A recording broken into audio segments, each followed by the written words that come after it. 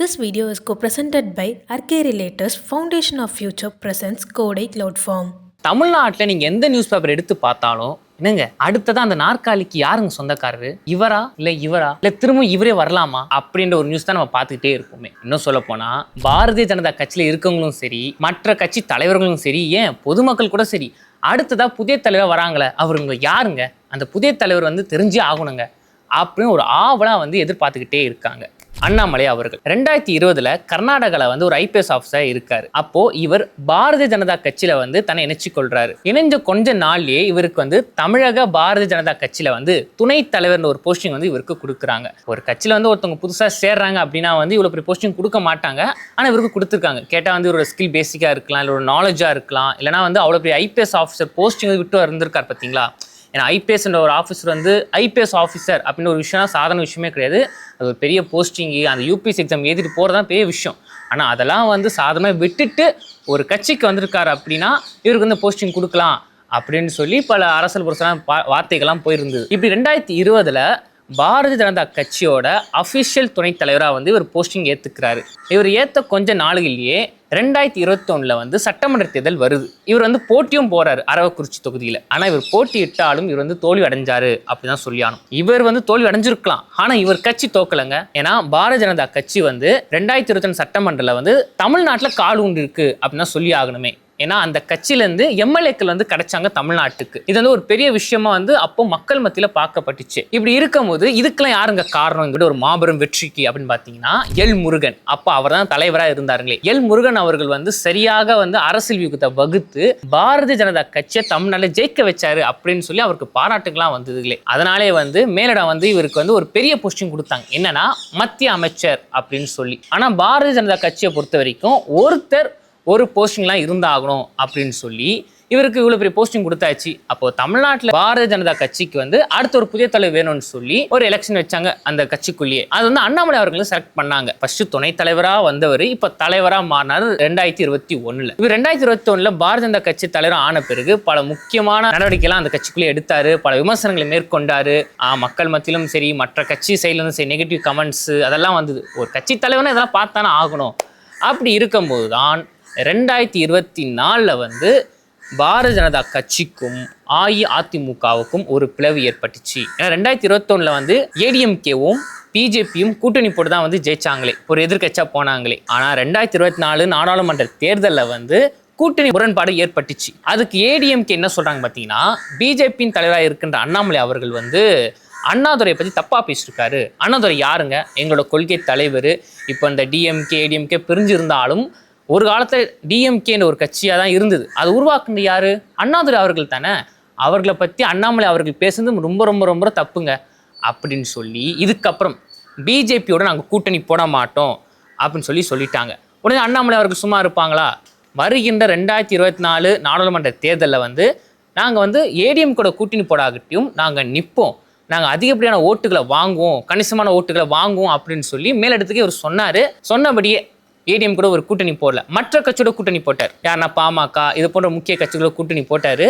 ஆனால் அந்த நாடாளுமன்ற தேர்தலில் கணிசமான ஓட் பேங்கிங் தான் பிஜேபி வாங்கிச்சிங்களே. எவ்வளோன்னு பார்த்தீங்கன்னா 11% தான். ஆனால் இதே ஏடிஎம் கூட கூட்டணி போட்டிருந்தாருன்னா கண்டிப்பாக ஓட் பேங்க் அதிகமாக இருக்கும் தமிழ்நாட்டில் பிஜேபி சைடில் அப்படின்னு விமர்சனங்கள் நிறைய வந்துச்சுங்களே. இதெல்லாம் ஒரு பக்கம் இருக்க, இதெல்லாம் தாண்டி அண்ணாமலை அவர்கள் மக்களோட பார்வை எப்படி ஒரு பக்கம் திருப்பினார் பார்த்தீங்கன்னா, பிஜேபி சைட்லேருந்து இப்போ தமிழ்நாட்டில் ஒரு குற்றம் நடக்குது, ஒரு குற்றச்சாட்டு ஏற்படுது, ஒரு விமர்சனங்கள் வருது அப்படின்னா இவர் பல விதமாக குரல் கொடுத்தாரு. அதில் தான் ஒன்று தமிழ்நாட்டில் சட்ட ஒழுங்கு சரியில்லை, அது சரின்னு சொல்லி சாட்டையில் அடிச்சுட்டாங்க. ஒரு சில பேர் ட்ரோல் பண்ணி போட்டாங்க. ஆனாலும் அப்போ அவரோட ஒரு எதிர்ப்பு அப்படி காட்டணும்னு சொல்லி அவர் பண்ணார். அதை அவர் பெருசாக எடுத்துக்கல. ஆனால் அது அப்படியே ஒரு காமெடியாக போயிடுச்சு.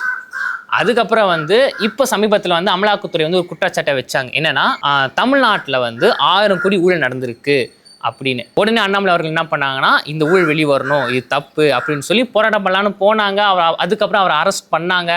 அரெஸ்ட் பண்ண பிறகு ஒரு பேட்டியும் கொடுத்தார். என்னன்னா, இது மாதிரி பாரதிய ஜனதா கட்சியை ஒடுக்குறாங்க அப்படி இப்படின்னு சொல்லி விமர்சனங்கள் முன் வச்சாலும் ஒரு சில வார்த்தைகளையும் விட்டார். டிவிக்கே பற்றி ஒரு சில விஷயங்களும் அவர் சொன்னார். என்னன்னா, விஜய் அவர்கள் அங்கே உக்காஞ்சிக்கிட்டே எப்படி ஷூட்டிங்கில் இருந்துக்கிட்டே நடிகளோட இருப்புலாம் கிள்ளிக்கிட்டு இவர் அறிக்கை விடுவார், இதெல்லாம் நாங்கள் கேட்கணுமா அப்படின்னு ஒரு சில வார்த்தைகளை விட்டாங்க. அதுக்கு மக்களும் கண்டிச்சாங்க.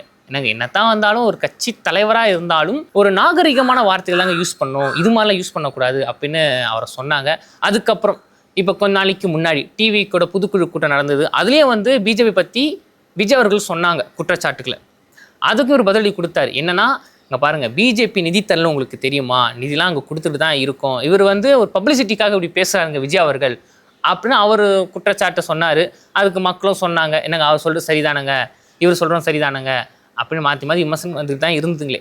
இப்படி பாரதிய ஜனதா கட்சி தமிழ்நாட்டு ஒரு கட்சி இருக்குது, அது வந்து மக்கள் மத்தியில் கொண்டு போய் சேர்க்கணும் அப்படின்னு சொல்லி பல வழிகளை வந்து ஒரு முயற்சி செஞ்சால் தான் சொல்லி ஆகணுமே அண்ணாமலை அவர்கள். இப்போ இதுக்கிடையில் வந்து அண்ணாமலை அவர்களோட பதவிக்காலம் முடிய போகுதுங்க. அதெல்லாம் அடுத்த தலைவர் யாரு அப்படின்னு தான் மக்கள் எதிர்பார்த்து கொண்டு இருக்காங்க. இதுக்கிடையில வந்து ஒரு சில கருத்து முரண்பாடுகள்லாம் வந்துட்டு இருக்கு. என்னன்னு பார்த்தீங்கன்னா, கொஞ்ச நாளைக்கு முன்னாடி அஇஅதிமுகவோட பொதுச் செயலாளர் எடப்பாடி பழனிசாமி அவர்கள் டெல்லிக்கு போயிருந்தார். யாரை பார்க்கனா, மத்திய உள்துறை அமைச்சர் அமித்ஷாவை பார்க்க. அவரை போய் அங்கே பார்த்து, ஏன்னா 2027 ஒரு கூட்டணி போடணும்ல, அதனால் அதை பற்றி பேச அவர் போயிருக்காரு.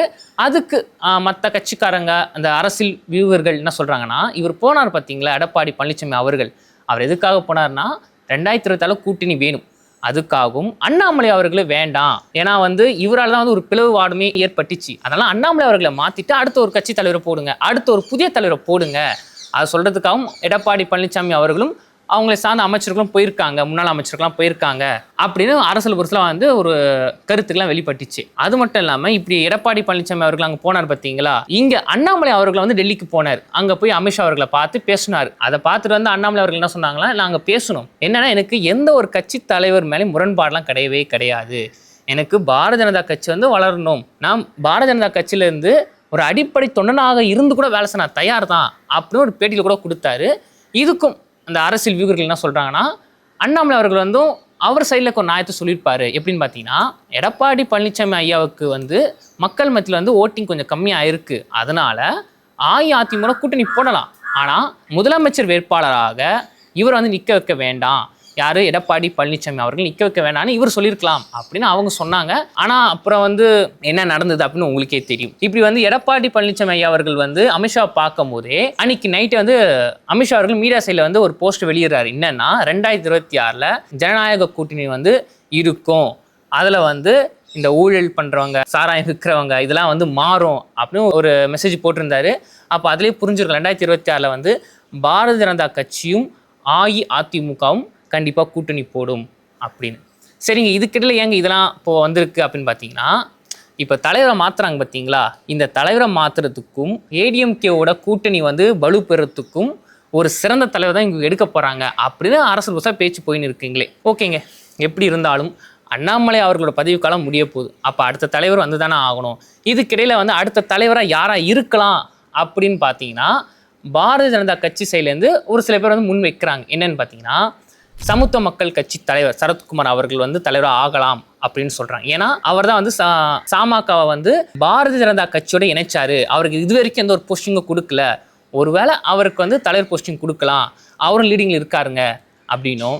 அப்புறம் வந்து தமிழிசை சவுந்தரராஜன் நம்மளோட முன்னாள் ஆளுநராக இருந்தார் பார்த்தீங்களா, தெலுங்கானாவில் பாண்டிச்சேரியில், அவங்களுக்கு கொடுக்கலாம், இல்லைனா எல்முருகனுக்கே திரும்ப மீண்டும் கொடுக்கலாம் அந்த போஸ்டிங்கை, இல்லைனா நைனா நாகேந்திரன், இல்லைனா இவங்களாம் தாண்டி திரும்ப அண்ணாமலை அவர்களுக்கு கொடுக்கலாங்க. ஏன்னா அவருக்கு அந்த ஸ்கில் இருக்குது, நல்லா வந்து ஒரு பாரதிய ஜனதா கட்சி வந்து நல்ல ஒரு ஸ்ட்ரக்சராக கொண்டு போனாருங்க, நல்ல கட்டமைப்போடு கொண்டு போனார், திரும்ப அவருக்கும் கொடுக்க வாய்ப்புகள் இருக்குது அப்படின்னு பாரதிய ஜனதா கட்சி சைட்லேருந்து பேசிட்டு இருக்காங்க. 2 வாரத்துக்குள்ளே அந்த போஸ்டிங்கும் தலைவர் ஒருத்தர் வந்துருவார் அப்படின்னு அவங்க சொல்லி சொல்கிறாங்க. 2 வாரம் கழிச்சு தான் யார் அந்த தலைவர், புதிய தலைவர், பாரதிய ஜனதா கட்சியோட தமிழக தலைவர்னு நமக்கு தெரியும். ஓகே மக்களே, இப்போது நீங்கள் சொல்லுங்கள், பாரதிய ஜனதா கட்சியோட புதிய தலைவர் யாராக இருப்பாங்க? அண்ணாமலை அவர்கள் வந்து இப்போ இருந்தார், ஆனால் அண்ணாமலை அவர்கள் வந்து இது வரைக்கும் இருந்தார், இதுக்கப்புறம் அவர் இருக்க மாட்டார், மீண்டும் அந்த போஸ்டிங் அவர் வந்தால் சரியாக இருக்குமா, இல்லை எந்த தலைவர் வந்தால் சரியாக இருக்கும் அப்படின்னு உங்களுக்கு தெரிஞ்சிருந்தால் நம்ம கமெண்ட் பாக்ஸில் சொல்லிட்டு போங்க. உங்களுக்கு இந்த வீடியோ பிடிச்சா லைக் பண்ணுங்கள், ஷேர் பண்ணுங்கள். இதே மாதிரி அரசியல் நியூஸை நீங்கள் தெரிஞ்சுக்கணும் அப்படின்னா நம்மளோட இன்னொரு லைவ் சேனலை சப்ஸ்கிரைப் பண்ணுங்கள்.